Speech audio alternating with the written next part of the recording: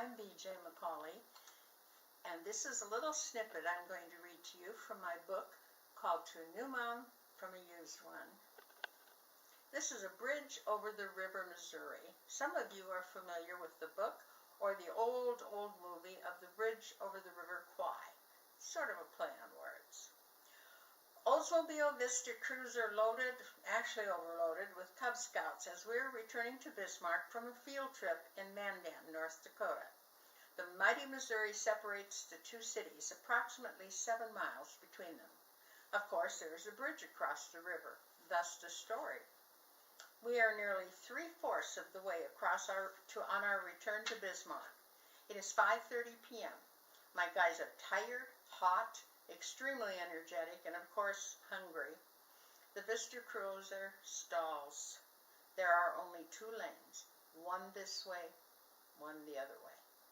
I get out of the wagon, lift up the hood, stare at it for a while, and then I get back into the car. I've observed this action by men when their cars have stalled.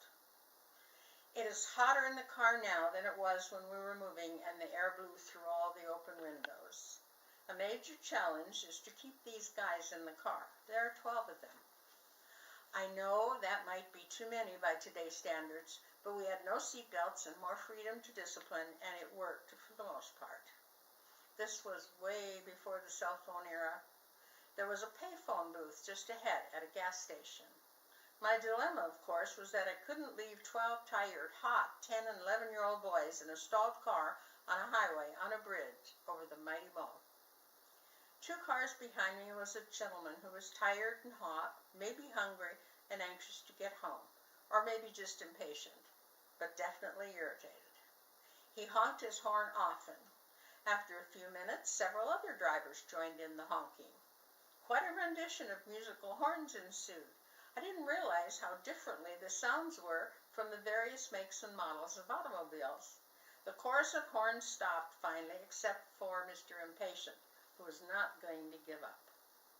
I got out of my car, walked back to Mr. Impatient's car, and suggested he must be tired of honking, and invited him to go sit in my car, and I would honk the horn for him.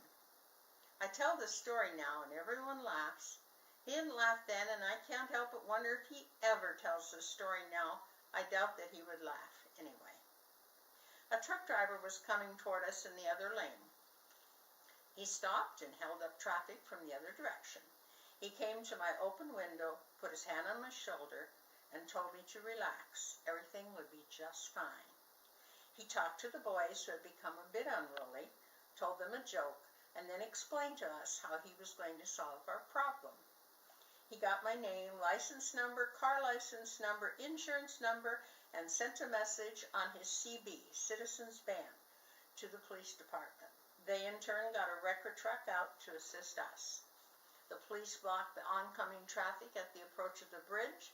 The towing truck drove on that side and took my car to the Oldsmobile garage. What a day. What a day.